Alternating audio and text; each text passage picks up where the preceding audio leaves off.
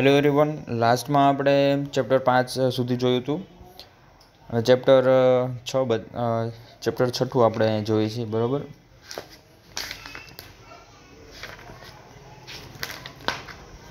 Chapter 6ની અંદર એની પહેલાં આપણે લીવ ઓફ એબ્સેન્સ જોયું, સેક્શન 45 પેજ નંબર 347 ઉપર. ઓકે, જે રાઇટ્સ બધા રૂલ્સ રેગ્યુલેશન છે એ બધા આપણે જોઈએ છીએ, બરાબર. ટોટલ 9 ચેપ્ટર આપેલા છે.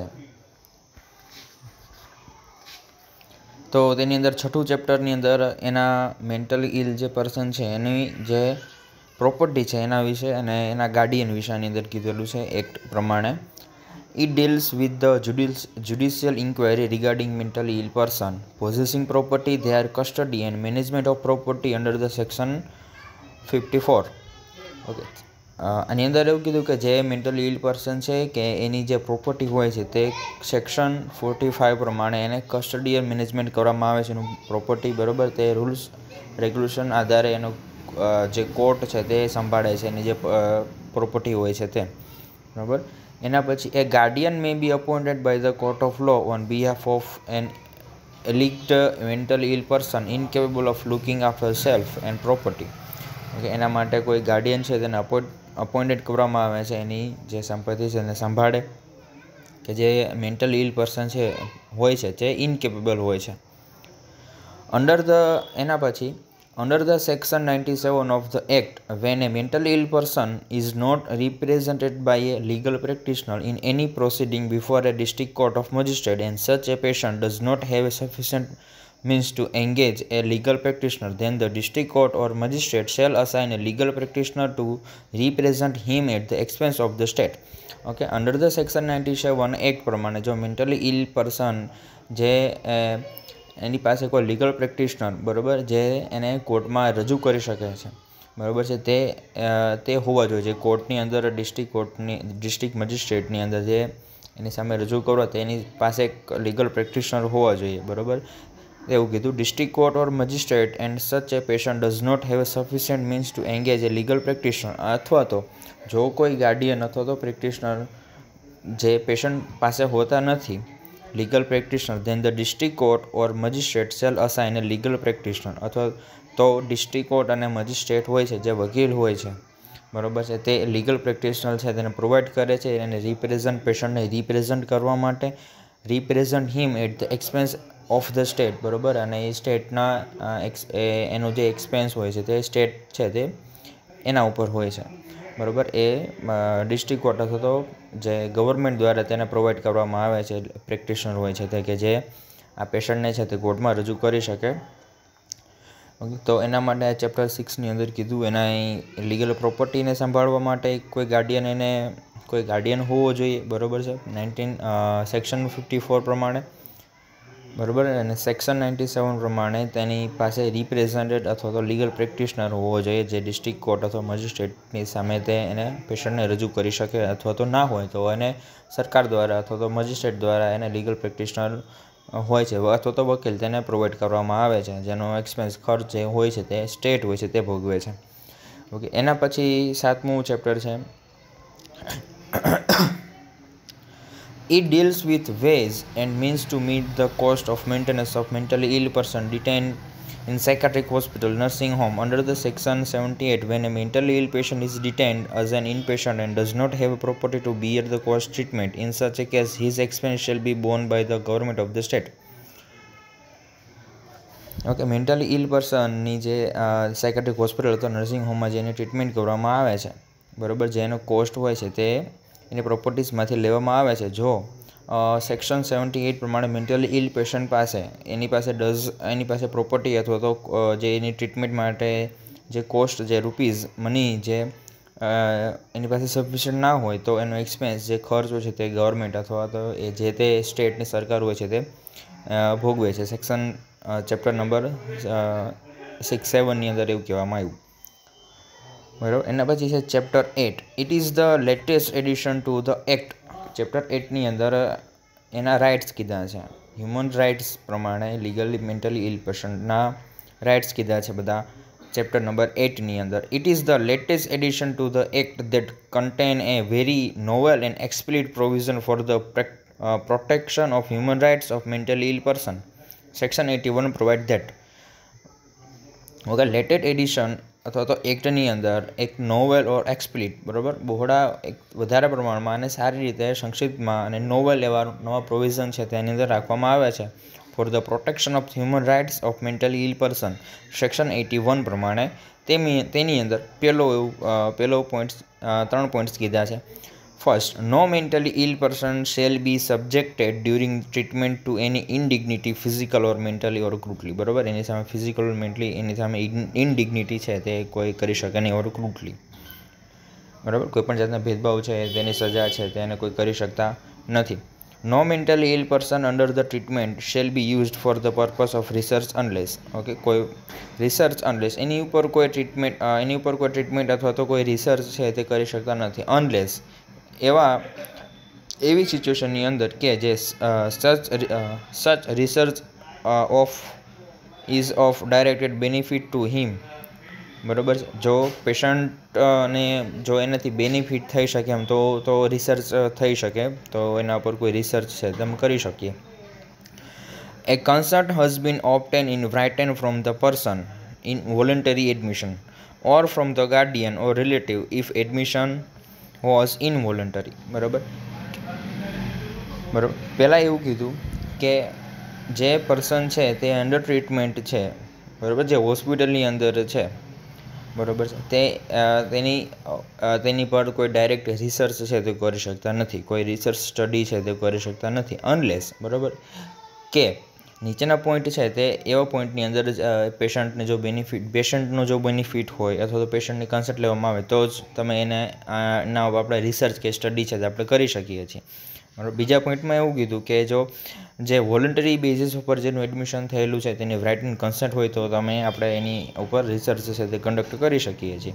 અથવા તો જે ઇનવોલન્ટરી બેઝિસ ઉપર જે એડમિશન થયેલું છે તેનું ગાર્ડિયન અથવા તો રિલેટિવ્સ હોય છે એની પાસેથી જો કન્સલ્ટ લેવામાં આવે તો રિસર્ચ છે તે થઈ શકે છે. ઓકે, પેશન્ટનો આપણે તો તમે યુઝ કરી શકીએ છીએ. Third, no letter or communication sent by or to a mental ill person shall be intercepted, detained or destroyed. બરાબર, કોઈ લેટર છે અથવા કોઈ કોમ્યુનિકેશન છે તે મેન્ટલ ઇલ પર્સન વિશે તમે કોઈ ક્યાંય ડિટેન અથવા તો ડિસ્ટ્રોય એને કરી શકતા નથી. કોઈ ઇન્ટરસેપ્ટેડ એની અંદર કોઈ તમે ફેરફાર સુધારા વધારા કંઈ કરી શકતા આપણે નથી. બરાબર, એવા 3 રાઇટ્સ એની અંદર કીધા છે. Chapter number 9. It deals with the procedure to be follow for the establishment and maintenance of the psychiatric hospital, nurses' home, and the penalties which can be relatively severe and explicit for contravening them. Okay, આની અંદર જે psychiatric hospital છે, સાયકાટ્રિક nursing home છે, બરાબર છે, એના maintenance, એના ખર્ચ અને એસ્ટાબ્લિશમેન્ટ માટેના ક્રાઇટેરિયા છે તે કીધા છે. એને penalties which can be relatively severe and explicit for the contravening them. The Article 6 of the Mental Health Act prohibit the running of home without license. Article 6 પ્રમાણે જે મેન્ટલ હેલ્થ અથવા તો મેન્ટલ હેલ્થ એક્ટ પ્રમાણે nursing home છે અથવા તો nursing hospital છે, બરાબર, જે વિથઆઉટ ધ લાઇસન્સ જે ચલાવે છે, બરાબર, અથવા તો છે. And Article 11 says the license authority can revoke the license if the maintenance of the home is being carried out in a manner detrimental to the moral, mental or physical well-being of the inpatient. બરાબર, જો કોઈ nursing home છે અથવા તો nursing hospital છે તે licence જેની પાસે લાઇસન્સ નથી તો એને પ્રોહિબિટ, એને અટકાવી શકાય છે આર્ટિકલ 6 પ્રમાણે. એન્ડ આર્ટિકલ 11 સેઝ એવું કહે છે કે જે ઓથોરિટી છે તે એ લાઇસન્સ એનું રદ કરી શકે છે જો એનું મેન્ટેનન્સ છે તે બરાબર હોસ્પિટલ છે તે મેન્ટેનન્સ બરાબર જો ના કરતા હોય. Detrimental to the moral, mental, physical wellbeing of the inpatient જે દર્દીઓ છે, બરાબર, પછી દાખલ દર્દીઓ છે એના મેન્ટેનન્સ જો ખર્ચ છે તે ડેટ્રીમેન્ટલ બીજા વધારે ફીઝ લઈને અથવા તો મોરલ, મેન્ટલ ફિઝિકલ વેલબિંગ માટે તે બરાબર ના હોય તો તેને એનું લાઇસન્સ છે તે કેન્સલ રદ કરી શકે છે આર્ટિકલ 11 પ્રમાણે, જે લાઇસન્સિંગ ઓથોરિટી હોય છે તે. ઓકે, લાસ્ટ ચેપ્ટર છે chapter number 10. It deals with the clarification of pertaining to certain procedure to be followed by the medical officer in charge of the psychiatric hospital nursing home. બરાબર, clarification of pertaining chapter એક last ચેપ્ટરની અંદર medical officer in charge psychiatric hospital હોય છે તે deals છે તે કરી શકે છે. ક્લેરિફિકેશન પર્ટેનિંગ તેની સામે એ રજૂ કરી હેલ્પ છે તે અથવા તો જોબ છે તે કરી શકે છે કે જે medical officer in charge of the psychiatric hospital and nursing home, બરાબર, તે જ પ્રોસિજર છે તે પરફોર્મ કરી શકે છે. એના પછી qualities positive qualities of the mental health act 1987.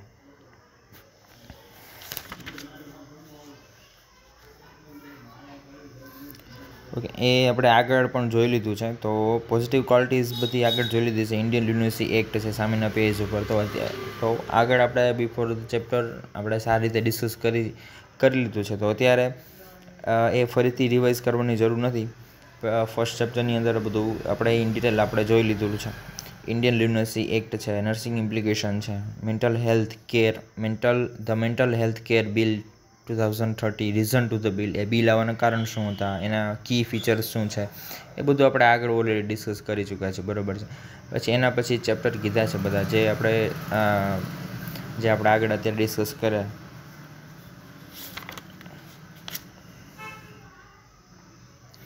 Okay, એના પછી છે basic rights of the mental ill patient and nurses responsibility. એના પછી છે basic rights of the mentally ill patient and nurses responsibility. એ જોઈએ chapter number 8 of mental health act 1987 contain a very novel and explicit provision of protection of human rights, Universal Declaration of Human Rights UDHR. In Article 24 explicitly mentions everyone has the right to a standard of living adequate for the health and well-being of himself and his family. બરાબર, એના mental ઇલ પેશન્ટના basic rights કીધા છે જે આપણે already આગળ આપણે discuss કરી ચૂક્યા છીએ, બરાબર છે, કે તેને સ્ટાન્ડર્ડ ઓફ લિવિંગ છે adequate for the health and wellbeing of himself and his family including food, clothing, housing and medical care and necessary social services. Article 5 of UDHR state no one shall be subjected to torture or to cruel, inhuman or degrading treatment or punishment. Article 66 of Person with Disability Act state the appropriate government and the local authority shall within the limits of their economic capacity and development undertake or causes to be undertake. Rehabilitation of all persons with disabilities mental illness is also recognized as a disability according to section 2 of the Person with the Disability PWD Act 1995. Okay, ઉપરના rights કીધા છે, પોતાના rights છે adequate food, clothing, okay, medical care and other etcetera necessary જે service છે તેને એના rights બધા સચવવા જોઈએ આર્ટિકલ 5 પ્રમાણે. ઓકે, એના પર કોઈ ટોર્ચર અથવા તો એને કોઈ પનિશમેન્ટ છે તે કોઈ ના કરી શકે. ઓકે, ડિસેબિલિટી એક્ટ પ્રમાણે જે ઇકોનોમિક એની કેપેસિટી છે, ડેવલપમેન્ટ અંડરટેક અને એના બધા કોઝિસ છે તેને ડિસેબિલિટીની અંદર એક ખોટખપણની અંદર એને માનવામાં આવે, બરાબર. The Person with the Disability PW Act 1995 જે મેન્ટલી ઇલ વ્યક્તિ હોય છે તેને. Some of the rights of the psychiatric પેશન્ટના રાઇટ્સ કીધા છે. The right to wear their own cloth, the right to have individual storage space for their private uses, બરાબર, એના પ્રાઇવેટ યુઝીસ માટે એની સ્ટોરેજ સ્પેસ છે. આ બધા સેમ બધા પોઈન્ટ છે જે ઉપરના basic rights of the mental ill પેશન્ટની અંદર પણ આપણે લખી શકીએ. ઓકે, આમાં some of the rights of the psychiatric patient particular patient માટેનું કીધું છે. The right to keep and use their own personal possession, the right to spend a sum of their money for their own expenses. Next page ઉપર the right to have responsible access to all communication media like telephone, letter writing and mailing.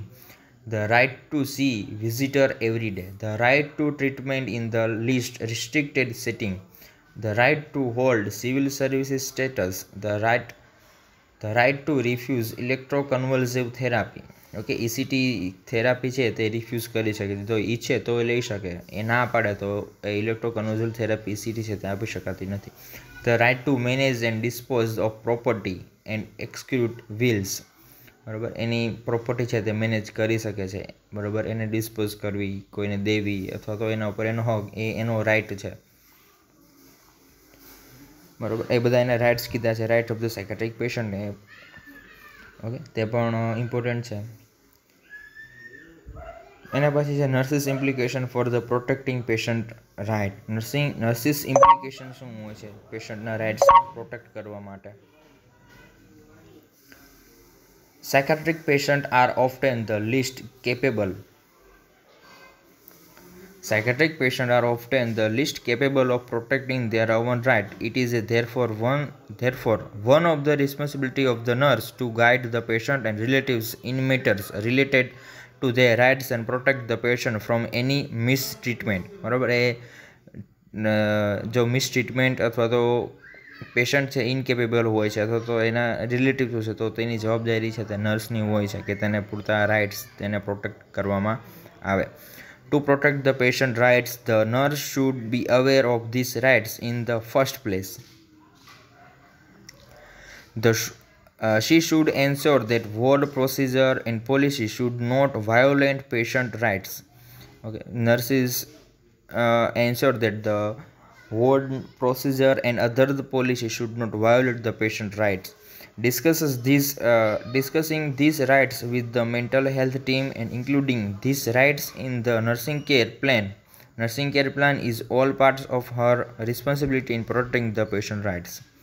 Okay, બધા easy point છે બધા nursing implication કે જે પેશન્ટના rights તેને protect કરી શકે. Okay, નર્સિસના કામ વિશે કીધું છે કે તે એના પેશન્ટના રાઇટ છે તે પ્રોટેક્ટ કરી શકે. એના પછી ફોરેન્સિક સાયકેટ્રિક વિશે થોડું ઘણું જોઈ લઈએ. Forensic psychiatric is the branch. Forensic psychiatric કોને કહેવાય? તો કે forensic psychiatry is the branch of the medicine. Is the branch of medicine that deals with the disorder of the mind and their relation to legal principles. The basic forensic psychiatry including. Okay, forensic psychiatry છે એ એક branch of medicine છે that deals with the disorder of the mind. બરાબર, તે disorder of the mind and their legal principles ને deals કરે છે.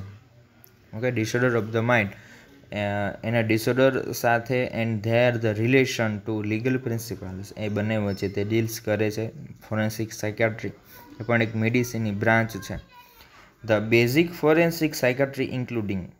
બરાબર, forensic psychiatric including એના અલગ અલગ પોઈન્ટ્સ બધા કીધા છે. Crime and psychiatric disorder, criminal responsibility, civil responsibility, laws relating to psychiatric disorder, admission procedure of patient in a psychiatric hospital, civil rights of the mentally ill, psychiatric and the court. Okay, આ બધા forensic સાયકેટ્રિકની અંદર points આવે છે. Okay, સામે જોઈ લે crime and psychiatric. એમાં સૌથી પહેલો પોઈન્ટ છે crime and psychiatric disorder. There are close association between crime and psychiatric disorder like personality disorder, particularly antisocial personality, drug dependence disorder, schizophrenia, affective disorder and epilepsy. Okay, crime and psychiatric disorder બંને કીધું છે આની અંદર. બરાબર,